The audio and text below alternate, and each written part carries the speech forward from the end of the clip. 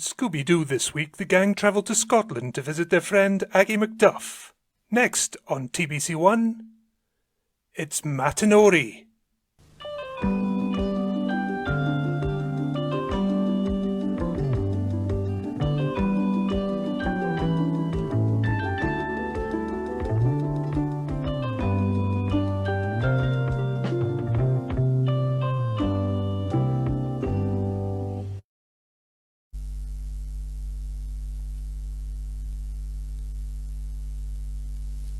A Christmas Carol by Charles Dickens. Stave 2, the first of the three spirits. When Scrooge awoke, it was so dark that looking out of bed he could scarcely distinguish the transparent window from the opaque walls of his chamber. The transparent window, he was endeavouring to pierce the darkness with his ferret eyes, when the chimes of a neighbouring church struck the 4 quarters, so he listened for the hour. To his great astonishment, the heavy bell went on from 6 to 7, and from 7 to 8, and regularly up to 12, then stopped. 12? It was past 2 when he went to bed. The clock was wrong. An icicle must have got into the works. 12? He touched the spring of the repeater to correct this most preposterous clock. Its rapid little pulse beat 12, and stopped. "Why, it isn't possible," said Scrooge, "that I can have slept through a whole day and far into another night. It isn't possible that anything has happened to the sun, and this is 12 at noon." The idea being an alarming one, he scrambled out of bed and groped his way to the window. He was obliged to rub the frost off with the sleeve of his dressing gown so he could see anything, and he could see very little then. All he could make out was that it was still foggy, and extremely cold, and that there was no noise of people running to and fro, and making a great stir, as there unquestionably would have been if night had beaten off bright day, and taken possession of the world. This was a great relief, because 3 days after the sight of this first of exchange paid to Mr. Ebenezer Scrooge or his order, and so forth, would have become a mere United States security if there were no days to count by. Scrooge went to bed again, and thought and thought and thought it over and over and over, and could make nothing of it. The more he thought, the more perplexed he was, and the more he endeavoured not to think, the more he thought. Marley's ghost bothered him exceedingly. Every time he resolved within himself, after mature inquiry, that it was all a dream, his mind flew back again, like a strong spring released to its first position, and presented the same problem to be worked all through. Was it a dream or not? Scrooge lay in this state until the chimes had gone 3 quarters more, when he remembered, on a sudden, that the ghost had warned him of a visitation when the bell tolled 1. He resolved to lie awake until the hour was past, and considering that he could no more go to sleep than go to heaven, this was perhaps the wisest resolution in his power. The quarter was so long that he was more than once convinced he must have sunk into a doze unconsciously, and missed the clock. At length it broke upon his listening ear. Ding dong. "A quarter past," said Scrooge, counting. Ding dong. "Half past," said Scrooge. Ding dong. "A quarter to it," said Scrooge. Ding dong. "The hour itself," said Scrooge triumphantly, "and nothing else."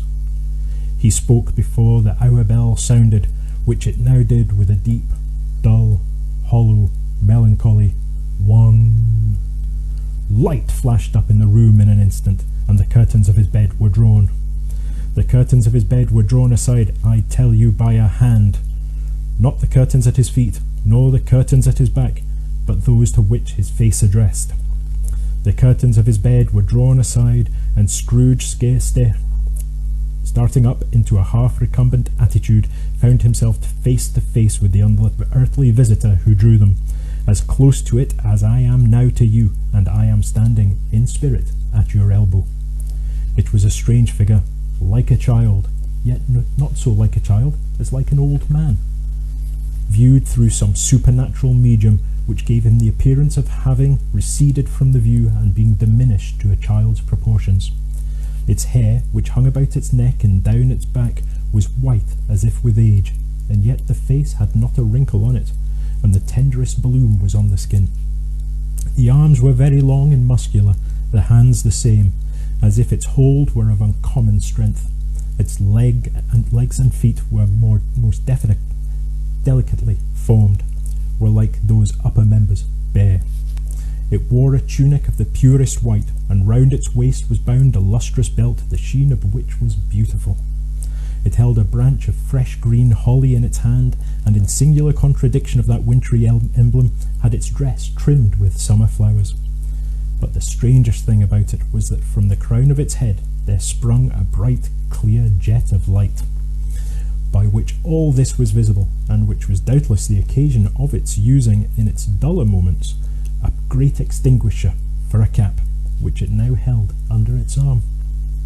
Even this, though, when Scrooge looked at it with increasing steadiness, was not its strangest quality, for as its belt sparkled and glittered, now in one part and now in another, and what was light one instant at another time was dark, so the figure itself fluctuated in its distinctness, being now a thing with one arm, now with one leg, now with 20 legs, now with a pair of legs without a head, now a head without a body, of which dissolving parts no outline would be visible in the dense gloom wherein they melted away. And in the very wonder of this, it would be itself again, and clear as ever. "Are you the spirit, sir, whose coming was foretold to me?" said Scrooge. "I am." The voice was soft and gentle, singularly low, as if instead of being so close beside him, it were at a distance. "Who and what are you?" Scrooge demanded. "I am the ghost of Christmas past." "Long past?" inquired Scrooge, observant of its dwarfish stature. "No, your past." Perhaps Scrooge could not have told anybody why, if anybody could have asked him, but he had a special desire to see the spirit in his cap, and begged him to be covered. "What?" exclaimed the ghost. "Would you so put out with worldly hands the light I give? Is it not enough that you are one of those whose passions made this cap, and force me through the whole trains of years to wear it low upon my brow?" Scrooge reverently disclaimed all intention to offend, or any knowledge of having been wilfully bonneted the spirit at any period of his life. He then made bold to inquire what business brought him there. "Your welfare," said the ghost. Scrooge expressed himself much obliged, but could not help thinking that a night of unbroken rest would have been more conducive to that end. The spirit must have heard him thinking, for it said immediately, "Your reclamation, then. Take heed." It put out its strong hand as it spoke, and clasped him gently by the arm. "Rise and walk with me." It would have been in vain for Scrooge to plead that the weather and the hour were not adapted to pedestrian purposes. The bed was warm, and the thermometer a long way below freezing. That he was clad but lightly in his slippers, dressing gown, and nightcap, and that he had a cold upon him at that time. The grasp, though gentle as a woman's hand, was not to be resisted. He rose, but finding that the spirit made towards the window clasped its robe in supplication. "I am a mortal," Scrooge remonstrated, "and liable to fall." "Bear but a touch of my hand, there," said the spirit, laying it upon his heart, "and you shall be upheld in more than this." As the words were spoken, they passed through the wall and stood upon an open country road, with fields on either hand. The city had entirely vanished. Not a vestige of it was to be seen. The darkness and the mist had vanished with it, for it was a clear, cold winter day, with snow upon the ground. "Good heaven!" said Scrooge, clasping his hands together as he looked about him. "I was bred in this place. I was a boy here." The spirit gazed upon him mildly. Its gentle touch, though it had been light and instantaneous, appeared still present to the old man's sense of feeling. He was conscious of 1,000 odours floating in the air, each one connected with 1,000 thoughts and hopes and joys and cares long, long forgotten. "Your lip is trembling," said the ghost, "and what is that upon your cheek?" Scrooge muttered with an unusual catching in his voice that it was a pimple, and begged the ghost to lead him. where he would. "You recollect the way?" inquired the spirit. "Remember it?" cried Scrooge with fervour. "I could walk it blindfold." "Strange to have forgotten it for so many years," observed the ghost. "Let us go on."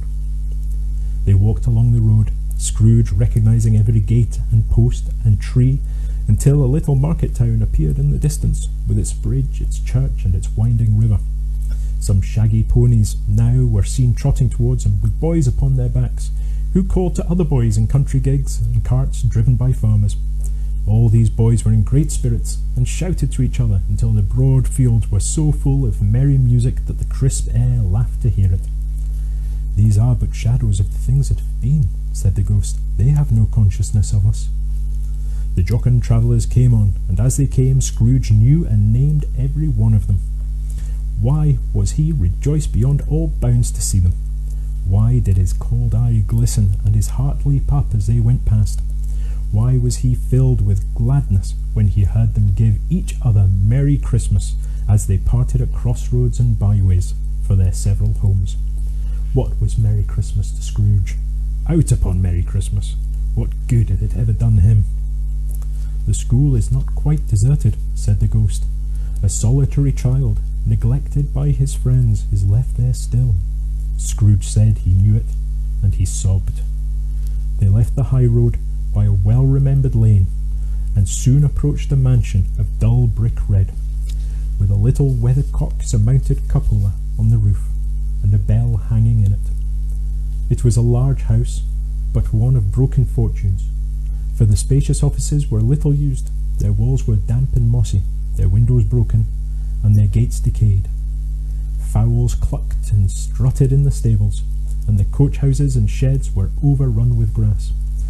Nor was it more retentive of its ancient state within, for entering the dreary hall and glancing through the open doors of many rooms, they found them poorly furnished, cold, and vast. There was an earthy savour in the air, a chilly bareness in the place, which associated itself somehow with too much getting up by candlelight and not too much to eat. They went on, the ghost and Scrooge, across the hall to a door at the back of the house.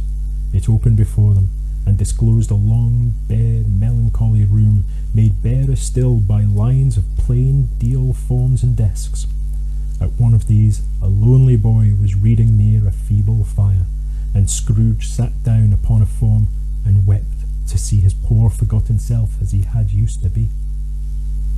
Not a latent echo in the house, not a squeak and scuffle from the mice behind the panelling, not a drip from the half-thawed waterspout in the dull yard behind, not a sigh among the leafless boughs of one despondent poplar, nor the idle swinging of an empty storehouse door.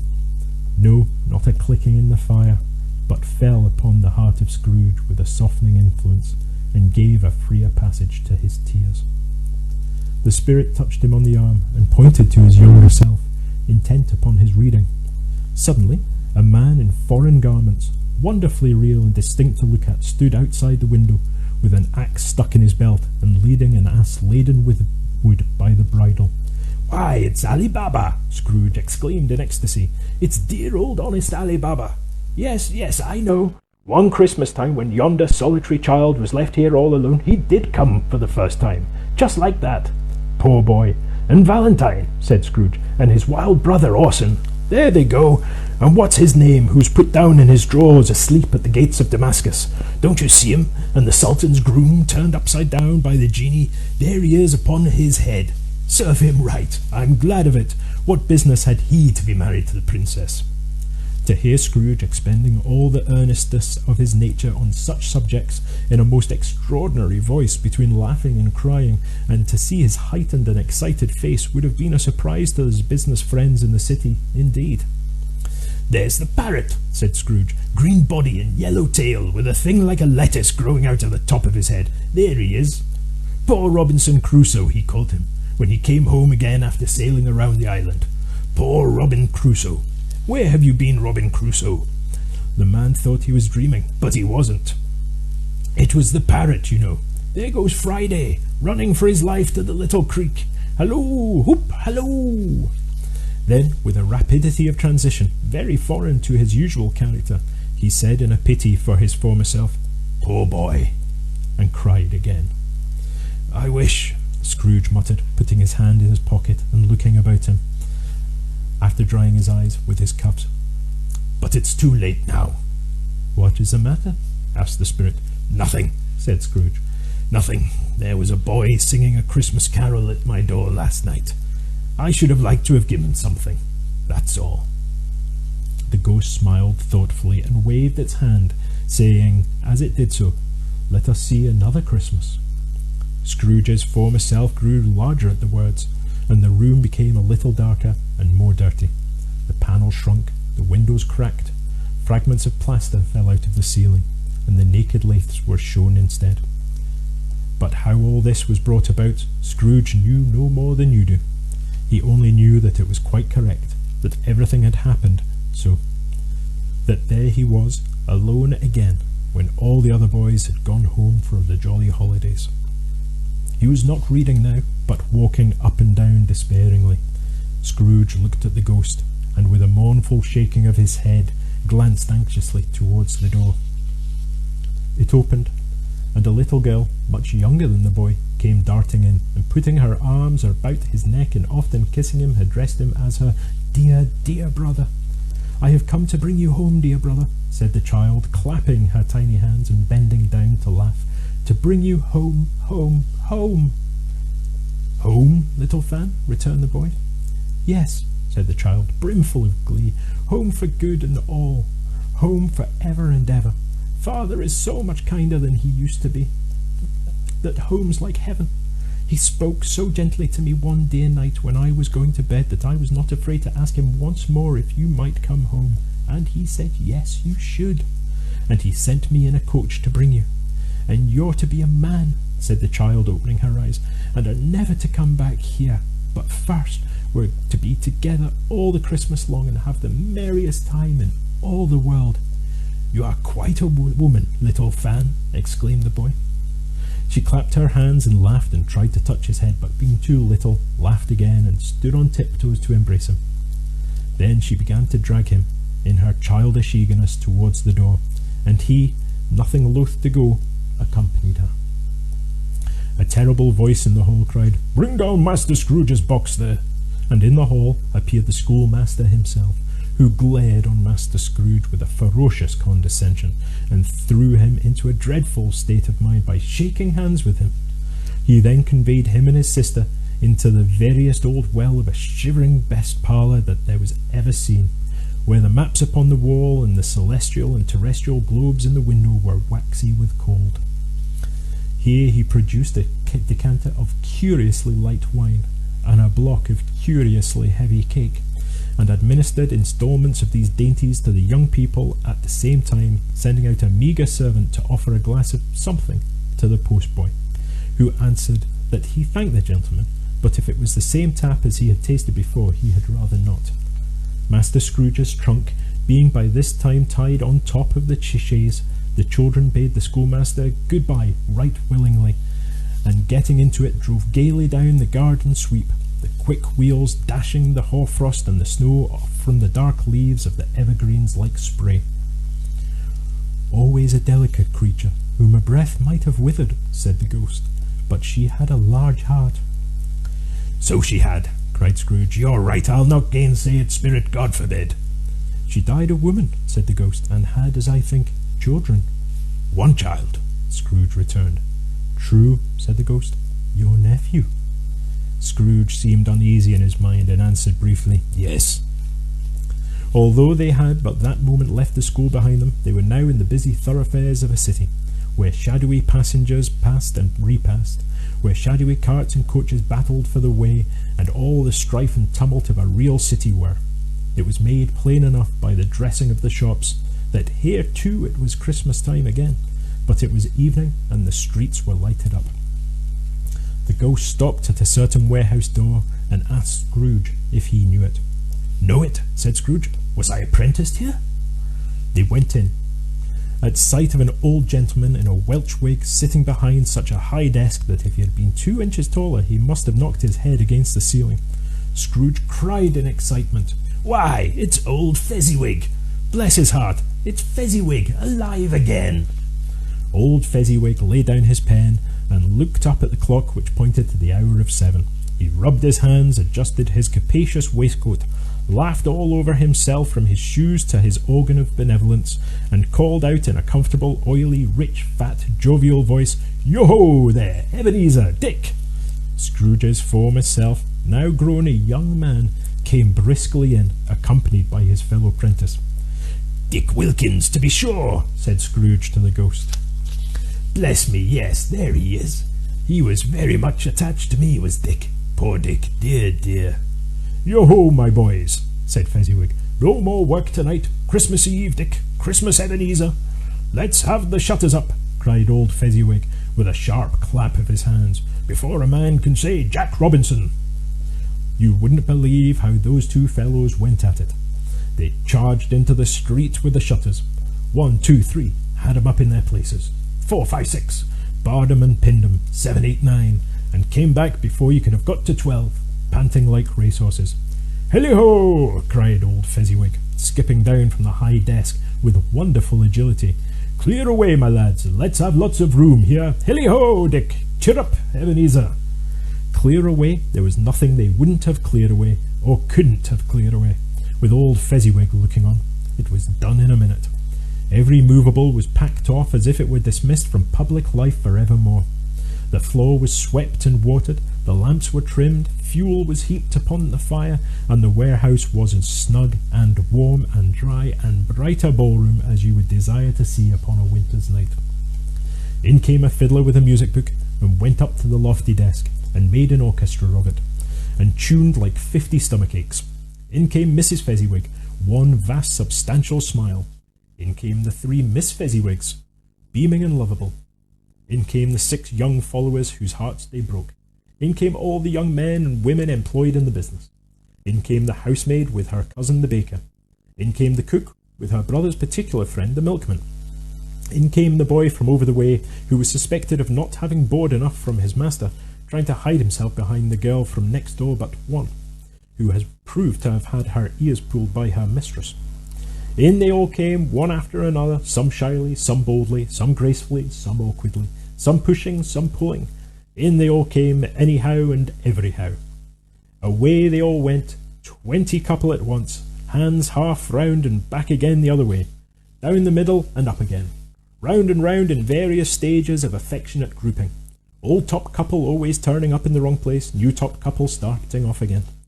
As soon as they got there, all top couples at last, and not a bottom one to help them.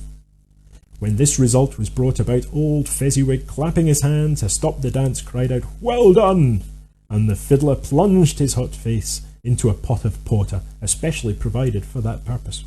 But scorning a rest upon his reappearance, he instantly began again, though there were no dancers yet, as if the other fiddler had been carried home exhausted on a shutter, and he were a brand new man, resolved to beat him out of sight or perish.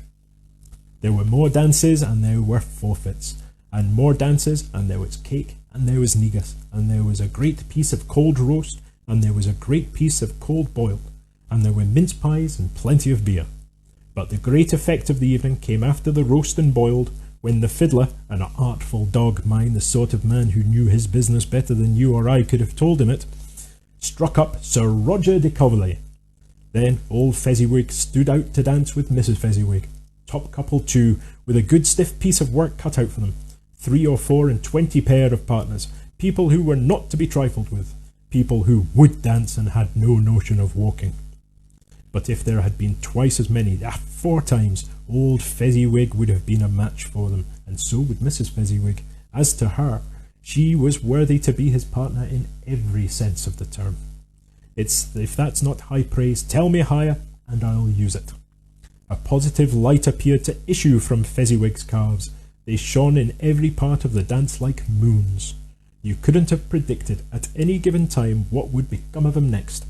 And when old Mr. Fezziwig and Mrs. Fezziwig had gone all through the dance, advance and retire, hold hands with your partner, bow and curtsy, corkscrew, thread the needle, and back again to your place, Fezziwig cut so deftly that he appeared to wink with his legs and came upon his feet again without a stagger.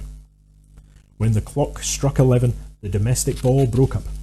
Mr. and Mrs. Fezziwig took their stations, one on either side of the door, and shaking hands with every person individually as he or she went out, wished him or her a Merry Christmas.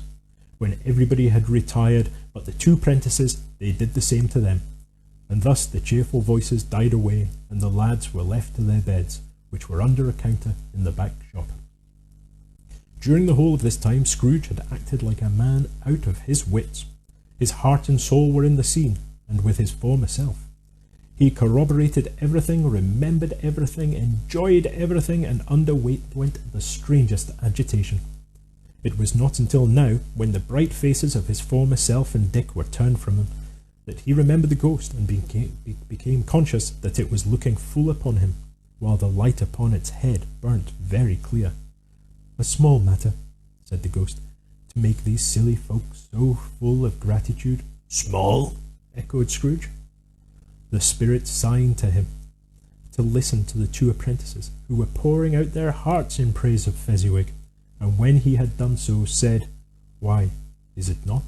He has spent but a few pounds of your mortal money, 3 or 4 perhaps. Is that so much that he deserves this praise?" "It isn't that," said Scrooge, heated by the remark and speaking unconsciously like his former, not his latter self. "It isn't that, spirit. He has the power to render us happy or unhappy, to make our service light or burdensome, a pleasure or a toil. Say that his power lies in words and looks, and things so slight and insignificant that it is impossible to add and count him up. What then? The happiness he gives is quite as great as if it cost a fortune." He felt the spirit's glance and stopped. "What is the matter?" asked the ghost. "Nothing particular," said Scrooge. "Something, I think," the ghost insisted. "No," said Scrooge. "No. I should like to be able to say a word or two to my clerk just now. That is all." His former self turned down the lamps as he gave utterance to the wish, and Scrooge and the ghost again stood side by side in the open air. "My time grows short," observed the spirit. "Quick." This was not addressed to Scrooge or to any one whom he could see, but it produced an immediate effect. For again Scrooge saw himself. He was older now, a man in the prime of life. His face had not the harsh and rigid lines of later years, but it had begun to wear the signs of care and avarice. There was an eager, greedy, restless motion in the eye, which showed the passion that had taken root, and where the shadow of the growing tree would fall. He was not alone, but sat by the side of a fair young girl in a mourning dress, in whose eyes were tears which sparkled in the light that shone out of the ghost of Christmas past. "It matters little," she said softly. "To you, very little. Another idol has displaced me, and if it can cheer and comfort you in time to come, as I would have tried to do, I have no just cause to grieve you." "What idol has displaced you?" he rejoined. "A golden one." "This is the even-handed dealing of the world," he said. "There is nothing on which it is so hard as poverty, and there is nothing it professes to condemn with such severity as the pursuit of wealth." "You fear the world too much," she answered gently. "All your other hopes have merged into the hope of being beyond the chance of its sordid reproach. I have seen your nobler aspirations fall off one by one, until the master passion, gain, engrosses you, have I not?" "What then?" he retorted. "Even if I have grown so much wiser, what then? I am not changed towards you." She shook her head. "Am I? Our contract is an old one. It was made when we were both poor and content to be so, until, in good season, we could improve our worldly fortune by our patient industry. You are changed. When it was made, you were another man." "I was a boy," he said impatiently. "Your own feeling tells you that you were not what you are," she returned. "I am. That which promised happiness when we were in one heart is fraught with misery now that we are two. How often and how keenly I have thought of this I will not say. It is enough that I have thought of it, and can release you." "Have I ever sought release?" "In words, no, never." "In what then?" "In a changed nature, in an altered spirit, in another atmosphere of life, another hope as its great end, in everything that made my love of any worth or value in your sight. If this had never been between us, said the girl, looking mildly but with steadiness upon him, tell me, would you seek me out and try to win me now? Ah, no. He seemed to yield to the justice of this superstition in spite of himself, but he said with a struggle, You think not? I would gladly think otherwise if I could, she answered. Heaven knows, when I have learned a truth like this, I know how strong and irresistible it must be. But if you were free today, tomorrow, yesterday, can even I believe that you would choose a dowerless girl? You who, in your very confidence with her, weigh everything by gain, or choosing her, if for a moment you were false enough to your one guiding principle to do so. Do I not know that your repentance and regret would surely follow? I do, and I release you, with a full heart for the love of him you once were. He was about to speak, but with her head half turned from him, she resumed. You may, the memory of what is past half makes me hope you will. Have pain in this, a very, very brief time, and you will dismiss the recollection of it, gladly, as an unprofitable dream, from which it happened well that you awoke. May you be happy in the life you have chosen. She left him, and they parted. Spirit, said Scrooge, show me no more. Conduct me home. Why do you delight to torture me? One shadow more, exclaimed the ghost. No more, said Scrooge. No more. I do not wish to see it. Show me no more. But the relentless ghost pinioned him in both his arms and forced him to observe what happened next. They were in another scene and a place, a room not very large or handsome, but full of comfort. Near to the winter fire sat a beautiful young girl, so like the last that Scrooge believed it was the same face until he saw her. Now a comely matron sitting opposite her daughter. The noise in the room was perfectly tumultuous, for there were more children there than Scrooge in his agitated state of mind could count. And unlike the celebrated herd in the poem, they were not 40 children conducting themselves like one, but every children was conducting itself like 40. The consequences were uproarious beyond belief, but no one seemed to care. On the contrary, the mother and daughter laughed heartily and enjoyed it very much, and the latter, soon beginning to mingle in the sports, got pillaged by the young brigands most ruthlessly. What would I not have given to be one of them, though I never could have been so rude. No, I wouldn't for the wealth of all the world have crushed that braided hair and tore it down, and for the precious little shoe I wouldn't have plucked it off, God bless my soul, to save my life. As to measuring her waist in sport, as they did, bold young brood, I couldn't have done it. I should have expected my arm to have grown round it for punishment and never came straight again. And yet I should have dearly liked, I own, to have touched her lips, to have questioned her that she might have opened them, to have looked upon the lashes of her downcast eyes and never raised a blush, to have let loose waves of hair, an inch of which would be a keepsake beyond price. In short, I should have liked, I do confess, to have had the lightest licence of a child, and yet been man enough to know its value. But now a knocking at the door was heard, and such a rush immediately ensued that she, with a laughing face and plundered dress, was borne towards it, the centre of a flushed and boisterous group, just in time to greet the father, who came home attended by a man laden with Christmas toys and presents. Then the shouting and the struggling, and the onslaught that was made on the defenceless porter, the scaling him with chairs for ladders to dive into his pockets, despoil him of brown paper parcels, hold on tight by his cravat, hug him around the neck, pommel his back and kick his legs in irrepressible affection. The shouts of wonder and delight with which the development of every package was received. The terrible announcement that the baby had been taken in the act of putting a doll's frying pan into his mouth, and was more than suspected of having swallowed a fictitious turkey glued on a wooden platter. The immense relief of finding this a false alarm, the joy and gratitude and ecstasy, they are all indescribable alike. It is enough that by degrees the children and their emotions got out of the parlour, and by one stair at a time up to the top of the house, where they went to bed and so subsided.